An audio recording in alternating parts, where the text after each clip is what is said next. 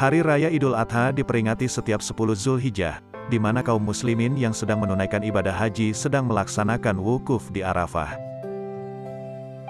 Pada hari itu, Allah memberikan kesempatan kepada kita untuk lebih mendekatkan diri kepadanya.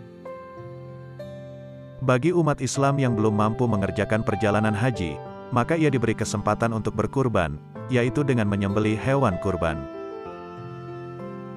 Melakukan penyembelihan hewan kurban adalah suatu bentuk kepasrahan seorang hamba kepada Rabb-Nya.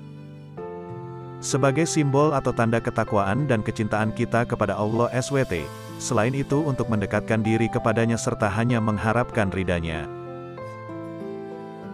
Agar makna dan pahala ibadah kurban kita dapatkan sebagaimana mestinya, kita mesti mengetahui aturan syariat yang berhubungan dengan ibadah ini. Karena setiap ibadah baru dapat diterima oleh Allah Subhanahu wa Ta'ala ketika dalam pelaksanaannya sesuai dengan aturan-aturan syariat yang telah ditetapkannya. Khususnya mengenai ketentuan-ketentuan hewan ternak yang dapat kita jadikan sebagai hewan kurban. Syarat hewan kurban perlu diketahui bagi muslim agar tidak salah dalam membeli hewan kurban yang akan dikurbankan pada Idul Adha. Beberapa syarat hewan kurban antara lain termasuk hewan ternak, tidak ada cacat, tidak kurus, tidak makan kotoran dan tidak terpotong kaki maupun tanduknya. Diriwayatkan dari Ali radhiyallahu anhu bahwa Rasulullah SAW memerintahkan kepada kami agar memeriksa dengan teliti kedua mata dan kedua telinga hewan kurban. Dan kami tidak boleh menyembelih hewan kurban yang mukabalah, mudabaroh, syarka, dan harka. Mukbalah ialah hewan kurban yang bagian depan telinganya terpotong. Mudabaroh ialah hewan kurban yang bagian belakang telinganya terpotong. Syarka ialah hewan kurban yang telinganya terpotong secara memanjang. Demikianlah menurut penafsiran Imam Syafi'i dan Imam Asmui. Adapun harka ialah hewan kurban yang daun telinganya berlubang. Hadis ini diriwayatkan oleh Imam Ahmad dan Ahlus Sunan, dan dinilai sahih oleh Imam Tirmizi. Diriwayatkan dari Al-Bara, bahwa Rasulullah Shallallahu Alaihi Wasallam telah bersabda, أربع لا تجوز في الأضحى: العوراء البين عورها، والمريضة البين مرضها، والعرجاء البين ضلعها، والكسيرة التي لا تنقي.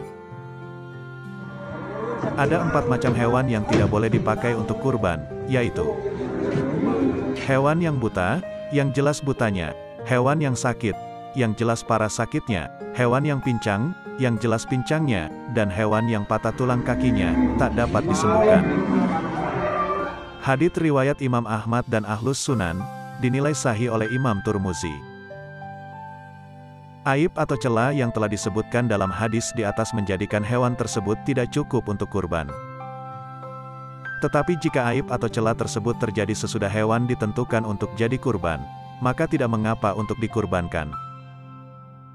Hal ini menurut kalangan mazhab Syafi'i, berbeda dengan pendapat Imam Abu Hanifah.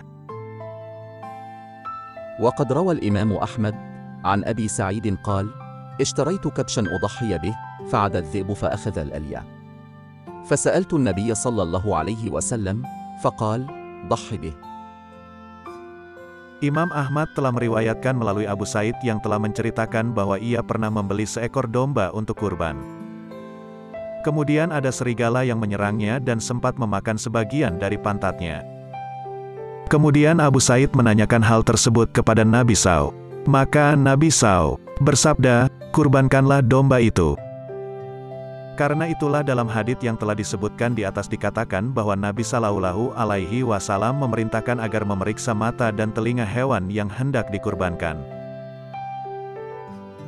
Dengan kata lain, hendaknya hewan kurban itu harus gemuk, baik, dan berharga. Berikut syarat hewan kurban yang dianjurkan Rasulullah SAW dikutip dari Rumah Fikih Indonesia. 1. Termasuk al-an'am atau hewan ternak. Yang dimaksud dengan al-an'am adalah hewan ternak seperti unta, sapi dan kambing. Sedangkan unggas seperti ayam, itik, bebek, angsa, kelinci dan sejenisnya, tidak termasuk al-an'am. Dalilnya adalah firman Allah SWT. ولكل أمة جعلنا منسكا ليذكروا اسم الله على ما رزقهم من بهيمة الأنعام. Dan bagi tiap-tiap umat telah kami syariatkan penyembelihan, kurban, supaya mereka menyebut nama Allah terhadap binatang ternak yang telah direzekikan Allah kepada mereka. Quran Surah Al-Hajj, 34. 2. Saniyah. Hewan yang sudah mengalami copot salah satu giginya, saniyah. Gigi yang dimaksud adalah salah satu gigi dari keempat gigi depannya, yaitu 2 di bawah dan 2 di atas. Boleh jantan atau betina meski diutamakan yang jantan karena bisa menjaga populasi. Maksudnya, telah sampai usia yang dituntut syariat berupa jazaah, berusia setengah tahun, dari domba. Atau atsani dari unta adalah yang telah sempurna berusia 5 tahun. Atsani dari sapi adalah yang telah sempurna berusia 2 tahun. Atsani dari kambing adalah yang telah sempurna berusia setahun. Al-jaza adalah yang telah sempurna berusia 6 bulan. 3. Tidak ada cacat. Hewan itu tidak boleh yang buta tidak melihat, atau ada cacat parah di matanya, atau picak, aura. Hewan yang dalam keadaan sakit parah tidak boleh dijadikan hewan sembelihan udhiyah. 4. Tidak pincang. Hewan yang dalam keadaan patah kaki hingga pincang dan tidak mampu berjalan ke tempat penyembelihannya, termasuk hewan yang tidak boleh dijadikan hewan persembahan. Baik yang terpotong itu salah satu kakinya atau lebih dari satu kaki. Demikian juga hewan itu bukan hewan yang terpotong puting susunya atau sudah kering. Juga tidak boleh hewan yang terpotong pantat, ekor, telinga, hidung dan lainnya. 5. Tidak kurus kering. Hewan yang kurus kering tinggal tulang belulang saja, tentu sangat tidak layak untuk dijadikan persembahan kepada Allah Subhanahu wa Ta'ala. Selain itu, bila hewan itu kurus kering, dagingnya tentu menjadi sedikit sehingga kurang bisa dijadikan salah satu sumber makanan. 6. Tidak makan kotoran. Hewan yang memakan kotoran dan benda-benda yang najis tentu tidak boleh dimakan dagingnya, kecuali setelah mengalami karantina. 7. Hewan kurban tersebut milik orang yang berkurban atau diperbolehkan, diizinkan, baginya untuk berkurban dengannya.